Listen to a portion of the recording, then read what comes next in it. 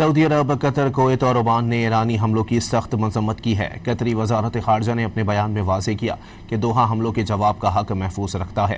بیان میں مزید کہا گیا کہ ایرانی حملے کشیدگی میں کمی کے لیے جاری سفارتی کوششوں کو پیچیدہ بنا رہے ہیں۔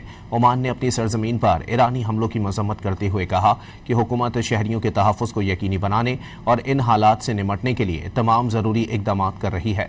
عمانی خبر ایجنسی کے مطابق مسندم گورنریٹ کو مختلف مقامات کو ڈرونز کے ذریعے نشانہ بنایا گیا۔